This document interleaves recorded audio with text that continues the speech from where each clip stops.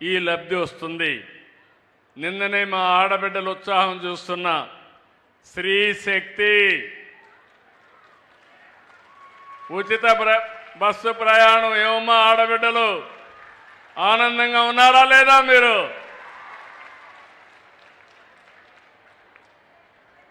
ఉచిత బస్సు అంటే ఎగతాళి చేశారు. ఈరోజు నేను ఒకటే ఆలోచించాను, డాక్రా సంఘాలు పెట్టింది నేనే, అవునా కాదా? మా ఆడబిడ్డలను పైకి తీసుకొస్తానని చెప్పింది మొట్టమొదటిసారిగా నేనే, అవునా కాదా? వంట చేయాలంటే కష్టమని, అవసరమైతే మగవాళ్ళు కూడా చేయగలుగుతారని మొట్టమొదటిసారిగా దీపం కార్యక్రమం మీద వంట గ్యాస్ ఇచ్చానా లేదా మీకు? ఈరోజు 3 సిలిండర్లు ఉచితంగా ఇస్తున్నామా లేదా? ఈరోజు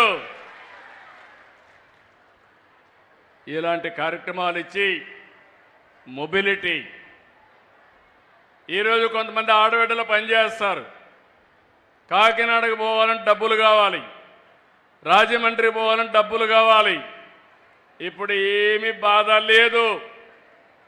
చంద్రన్న పేరు చెప్పి బస్సులో ఎక్కి, పవన్ కళ్యాణ్ గారి పేరు చెప్పి బస్సులో ఎక్కి జల్సాగా వెళ్ళిపోవచ్చు మీరు. అలాంటి వసతి కల్పించాం. కావాలంటే అమ్మగారింటికి పోవాలన్నా, లేదంటే తల్లిని చూసి రావాలన్నా, లేదంటే బోరు కొడితే రోజు పోతే లేనిపోని సమస్యలు వస్తాయి. అవసరం అనుకుంటే మీరు మీ కుటుంబ సభ్యులు పుణ్యక్షేత్రాలకు కూడా వెళ్ళి దేవుడి దర్శనం చేసుకోవాలన్నా చేసుకునే ఏర్పాట్లు కల్పించాం. శ్రీశైలం పోవాలన్నా, సింహాచలం పోవాలన్నా, తిరుపతి పోవాలన్నా, ఎక్కడికి పోవాలన్నా మీకు అలాంటి ఏర్పాట్లు చేశాం.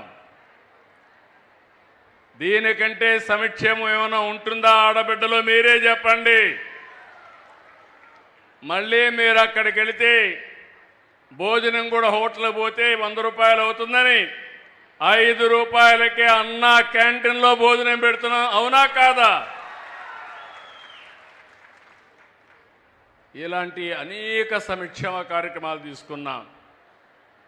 అన్ని వర్గాలు ఆలోచిస్తున్నాం. మొన్నే మత్స్యకారులకి 25,000 రూపాయలు మత్స్యకారుల భరోసా కింద వాళ్ళ అకౌంట్లో డబ్బులు వేసా. ఈరోజు సముద్రంలో ఉండే సీవీడ్ని మత్స్యకారు ఆడబిడ్డలు ఏ విధంగా ఉపయోగించుకోగలుగుతారని ఆలోచించి వాళ్ళ ఆదాయాన్ని పెంచడానికి ఆ కార్యక్రమాన్ని కూడా తీసుకున్నాం.